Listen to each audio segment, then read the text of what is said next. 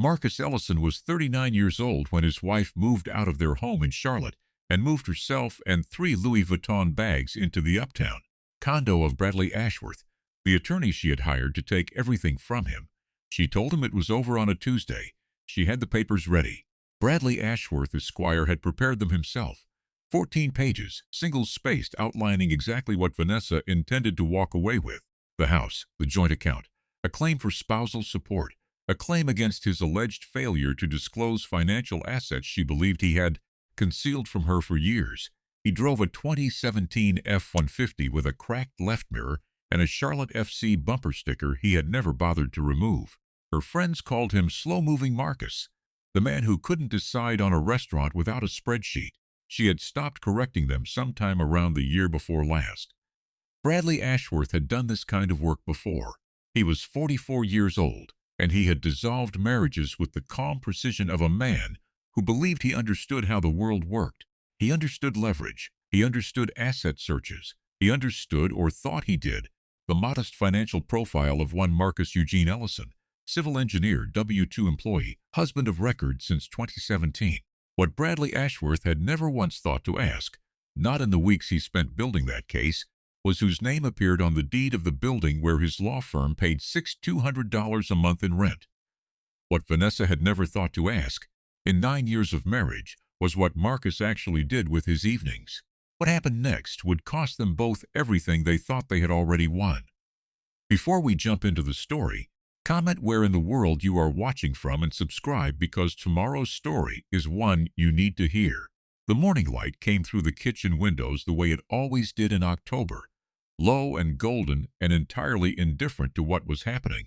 Inside the house, Marcus sat at the island he had built himself, the one with the butcher block top he had sourced from a salvage yard in Concord and finished by hand over 3 weekends in 2019.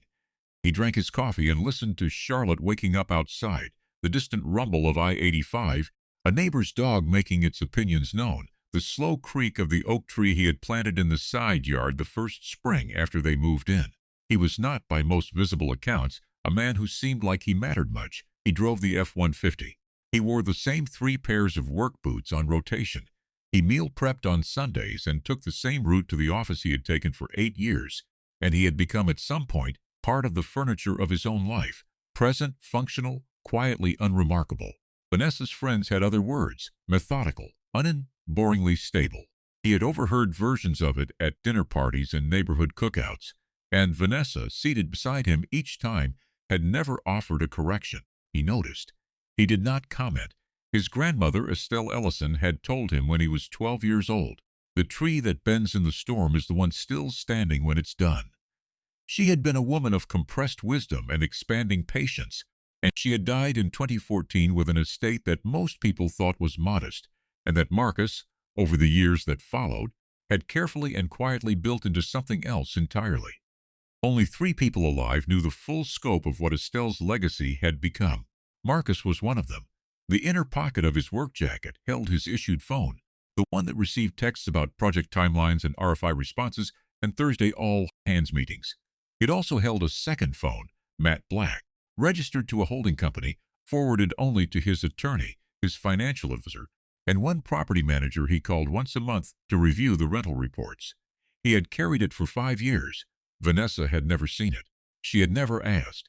He had met Vanessa at a fundraiser in the fall of 2014, the year after Estelle died, and the same year he had first begun to understand what careful patience could build. She had been laughing at something across the room, head tilted back, unbothered, unperformed, and he had walked toward that laugh with the simple intention of staying near it for a long time. She asked him what he did. He told her the shorter version. She said she liked men who built things.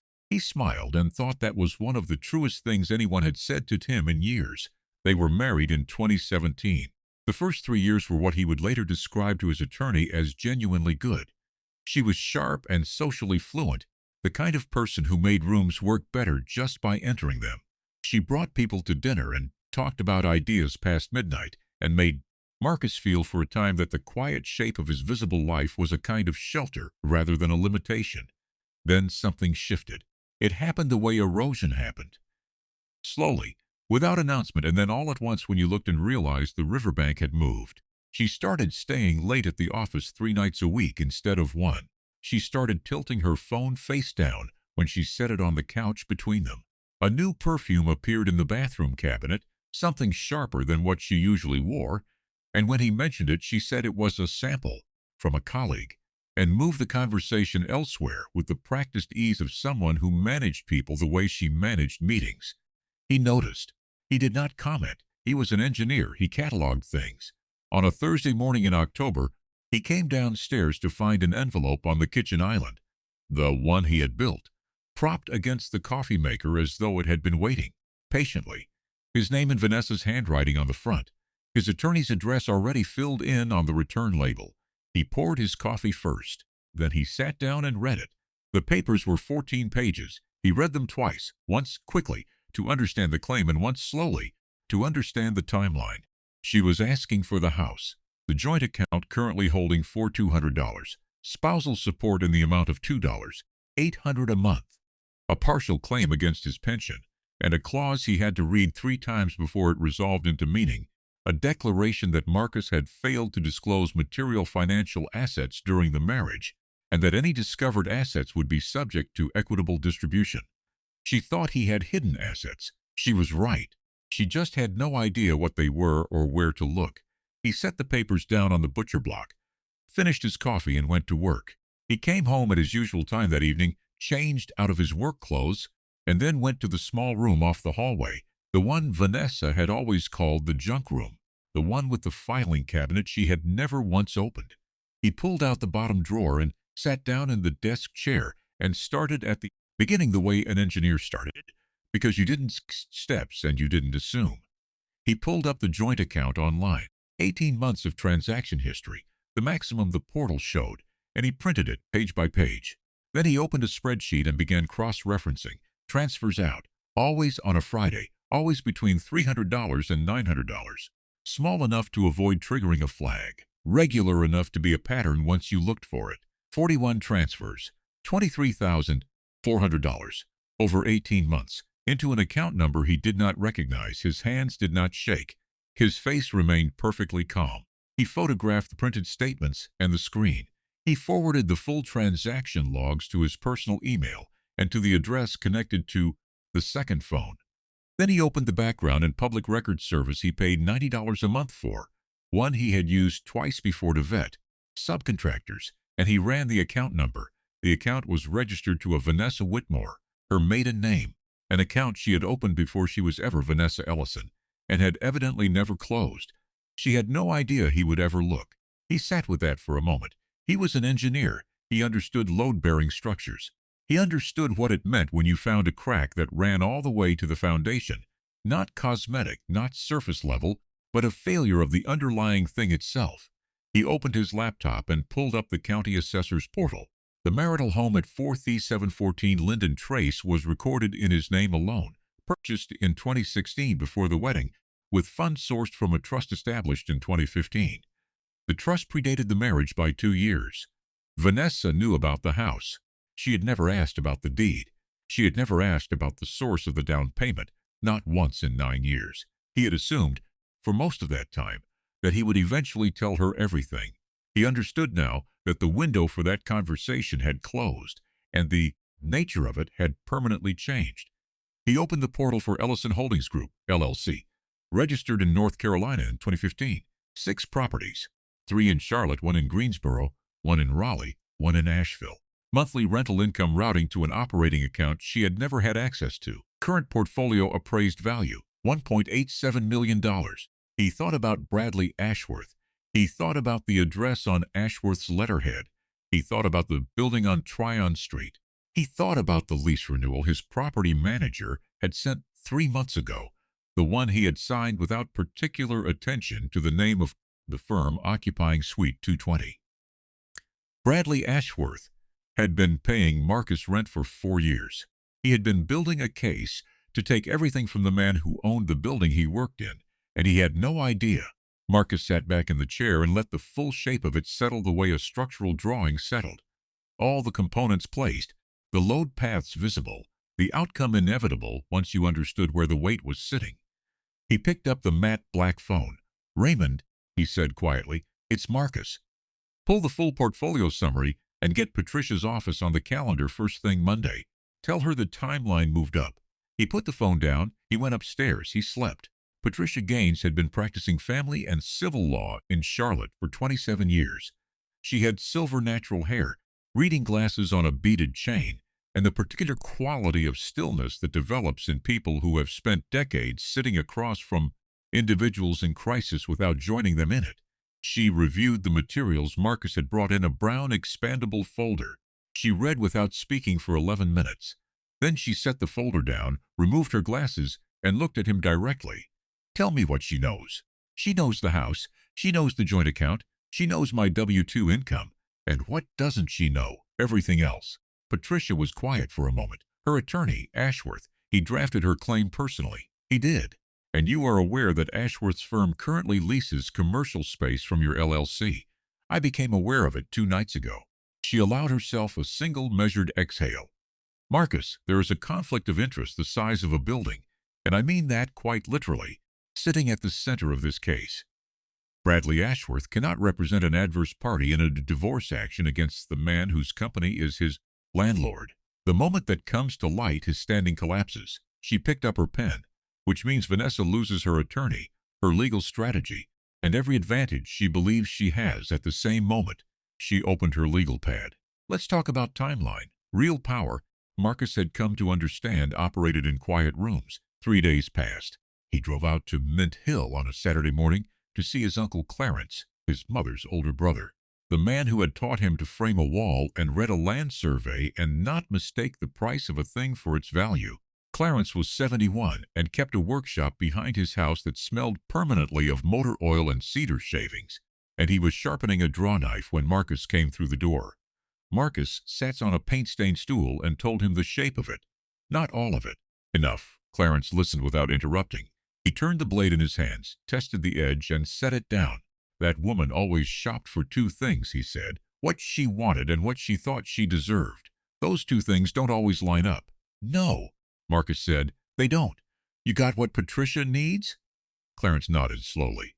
"Your grandmother used to say, 'The river doesn't argue with the rock. It just goes around.'" He looked at Marcus steadily. "You go around, baby. Don't you argue." Marcus drove back to Charlotte with the windows down. By Friday morning, the secondary accounting was complete. Raymond had flagged something Marcus had not caught himself. The account under Vanessa's maiden name had received, over 3 years, 14 deposits whose amounts were irregular and whose timing coincided precisely with the reimbursement cycle at her employer. The figures did not match any pattern consistent with personal savings. Marcus did not speculate. He forwarded the records to Patricia with a single line: "Possible expense fraud at source employer." For reference only. Patricia sent them to the forensic accountant she kept on retainer. The response came back in 48 hours. The deposit pattern was consistent with inflated vendor invoices processed through Vanessa's division and routed to a shell account registered under her maiden name. The total across 31 months was $31,200. This had become something considerably larger than a divorce. Patricia called that evening. He listened without interrupting. When she finished, he asked one question: "How long before we use it?" "We don't lead with it," she said. "We let her walk into the room believing she holds all the leverage. Then we put it on the table." That Thursday evening, Marcus came home at 6:15 the way he always did. Vanessa was in the kitchen, making herself a salad with the quiet efficiency of a woman who is already mentally living somewhere else. She asked how his day was. He said it was long. She said hers was fine. She mentioned lunch with her sister on Saturday. He made himself a sandwich. He sat at the island he had built and ate it while she moved around the kitchen, with the practiced casualness of a performance she no longer quite believed in herself. She went upstairs without saying good night. He sat in the kitchen for another hour. The house was quiet around him. The hum of the refrigerator, the oak tree shifting against the side of the house in a light wind, the whole accumulated weight of a life he had built board by board and tile by tile in a place she had never fully seen. Some things, he thought, you didn't rush. Preparation was the work. The mediation was scheduled for a Tuesday, 9 in the morning, at the offices of a neutral firm in uptown Charlotte. The building sat on Tryon Street. It had been renovated in 2019 by a contractor Marcus had personally vetted.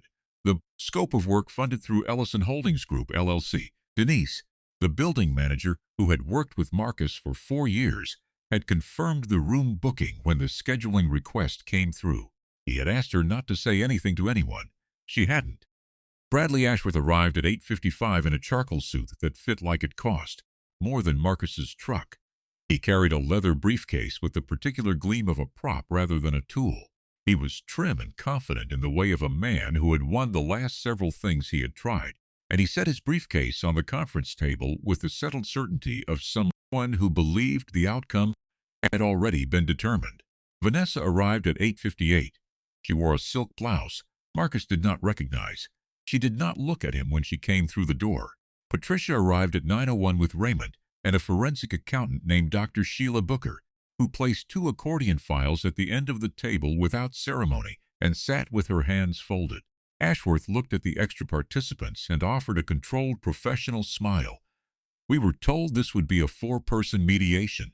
We have additional documentation," Patricia said pleasantly. "It affects the scope." They began with the house. Ashworth laid out Vanessa's position in clear, practiced language. Equitable distribution of the marital home on the basis of 9 years of shared occupancy and contribution, combined with what he described as Marcus's deliberate concealment of marital assets. Patricia let him finish. Then she placed a single document on the table and slid it to the mediator. The property at 1414 Linden Trace was purchased in 2016 in Marcus Ellison's name alone, with funds sourced from a trust established in 2015. That trust predates the marriage by 2 years. Under North Carolina statute, premarital trust-sourced property is not subject to equitable distribution. She paused. The house was never in the marital estate. Ashworth's expression adjusted, not dramatically, just enough. Raymond laid out the portfolio summary. 6 properties. Combined current value, $87 million, all held in Ellison Holdings Group, LLC, registered in North Carolina 3 years before the marriage. The silence in the room had weight to it. Vanessa turned her head toward Marcus for the first time since she had walked through the door. He did not turn toward her. Then Patricia slid a second document across the table, this one addressed directly to Bradley Ashworth. "We have prepared a notice of conflict of interest. Ellison Holdings Group, LC, is the landlord of record for 1400 Tryon Street, Suite 220, where your firm has operated under a commercial lease since 2018. Mr. Ashworth, you are currently representing an adverse party in a divorce action against your own landlord." She folded her hands on the table. "We are prepared to file a formal complaint with the North Carolina State Bar within 48 hours if this matter proceeds under your representation." Something shifted in Ashworth's posture, a structural thing, subtle, the kind of settling Marcus recognized in buildings that were holding more weight than their footings were designed for. He opened his mouth. Dr.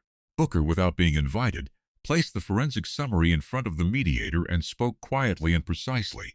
14 deposits, 31 months, $31,200, a pattern consistent with inflated vendor reimbursements routed to an account registered under the name Vanessa Whitmore.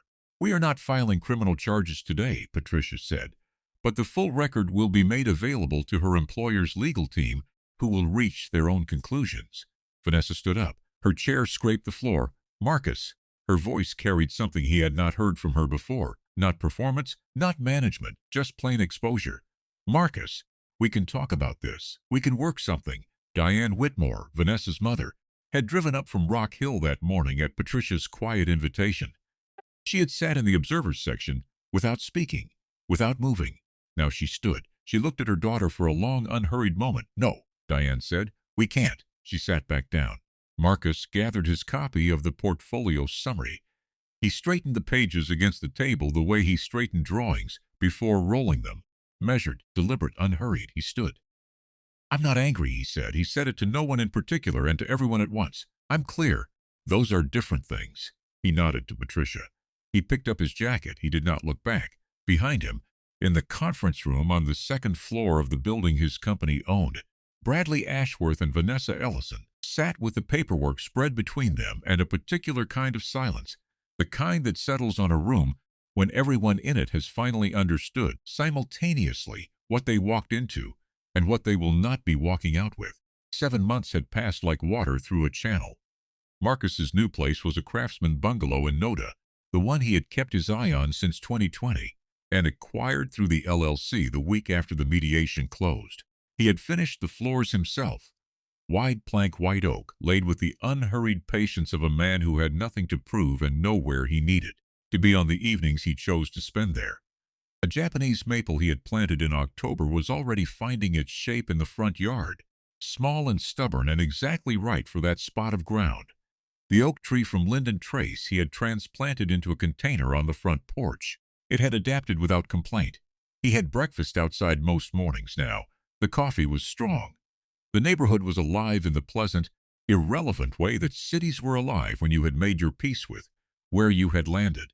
He had met Renee through Clarence's daughter at a family gathering in the spring, casual, no agenda, the kind of afternoon nobody planned too deliberately. She was a public school principal who asked him what he was building next before she asked him almost anything else. She listened to his answer without arranging her reaction to it, and when something funnier occurred to her, she followed it without apology. He liked that. He liked that she did not perform for him. They had dinner most Thursdays. Neither of them pressed for more than that, which meant what was there for the right reasons. Ellison Holdings had closed on 2 new properties in Greensboro. The portfolio was at $2.3 million. Raymond had structured a cleaner vehicle for the next phase of growth, and Marcus let him manage the particulars the way he always let capable people manage the tasks they were built for. He focused on the mid-century duplex on the east side. He was renovating himself. It needed new bones, and he was giving them to it, board by board on the weekends, the way his grandmother had always said good work got done. He heard about Vanessa through her cousin at a neighborhood association meeting. Delivered in the flat, informational tone of someone passing along facts they thought he had a right to know. She had been terminated from her employer in March, a quiet settlement, no severance, the kind of departure that came with an NDA and no professional reference. She had found a marketing position at a mid-size agency in Fort Mill. Bradley Ashworth's firm had relocated after the state bar inquiry concluded, moved to a smaller suite in Ballantyne. The uptown condo had been listed in January and sold in February. Vanessa was renting a 2-bedroom near Carowinds now. Her closest college friend had stopped returning her calls. Diane, her mother, was speaking to her again, carefully, in the rationing way of a woman who had driven to a mediation room and driven back with a different understanding of things than the one she had carried up. Marcus heard all of this in about 90 seconds. He registered it the way he registered a past inspection, confirmed, documented, filed, moved on.